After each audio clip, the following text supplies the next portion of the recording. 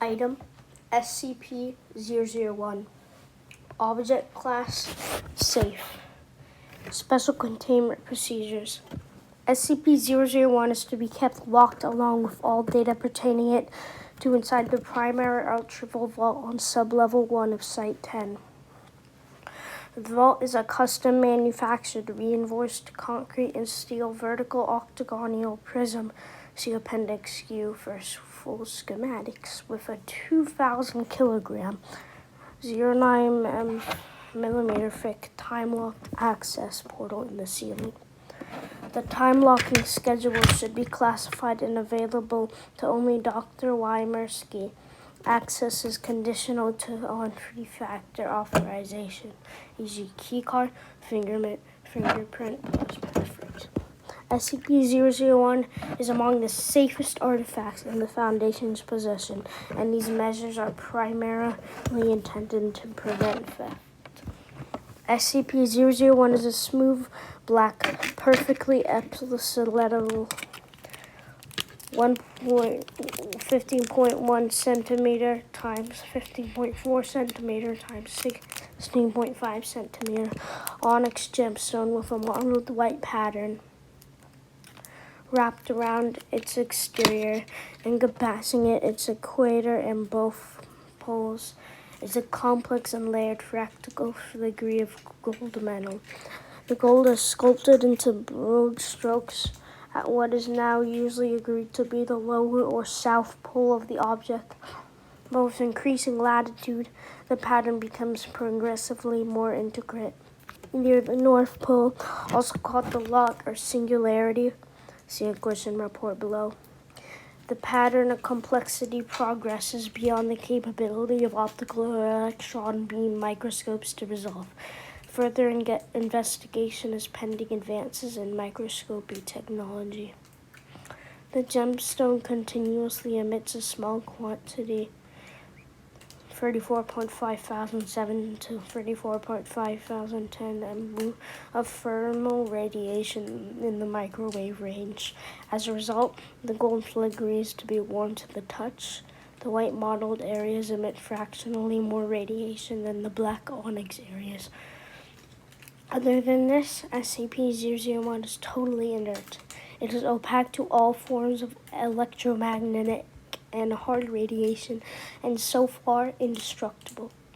See log for Project Pluto below. Its onyx gold composition is guessed from visual inspection, since the taking of samples for chemical analysis has been proved impossible. Project Pluto Master Log. The following experiments have failed to open SCP-001. Conventional lock picking. Brute force assault with hammer, chisel, sledgehammer, bolt cutters, welding torch, bandsaw, etc. Sustained heating to 5,000 degrees centigrade in industrial furnace. Artifact reflected at all thermal energy did not increase in temperature. Direct application of industrial cutting laser, 160 kW/centimeters. Concentrated on the lock. Artifact reflected all energy. Compression and vice, car crusher, hydraulic diamond face press, all destroyed. Application of corrosive acids and other highly oxidizing compounds, no reaction. Detonation of plastic and solid explosives up to 0.5 kt TNT equivalent at point blank range, no effect. Detonation of a 15 kg TNT equivalent atomic warhead at point blank range. Authorization granted retroactively by Dr. Mirsky. No effect. Project Pluto is to be immediately terminated. Project Pluto is ongoing with the full support of Foundation resources. Dr. Mirsky. SCP-001 Acquisition Report.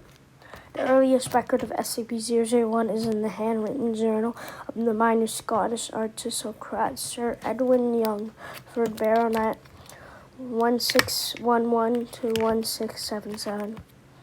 As was customary at the time, Young kept a cabinet of curiosities, a small room of artifacts of undetermined provenance such as sculptures, preserved creatures, and trinkets.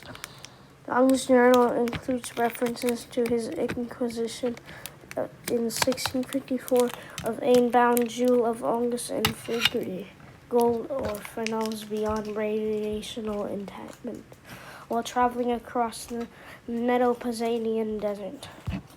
The journal indicates that SCP-001 was found buried in the ruin of a bitter blasted place older than days, on what Young took to be a temple to a fearful death god. SCP-001 was found encased in stone at the center of 4 enormous runic stones. Young's journal includes a sketch of the most readable side of the most well-preserved stone, but he was unable to read the runes or find a scholar who could translate them.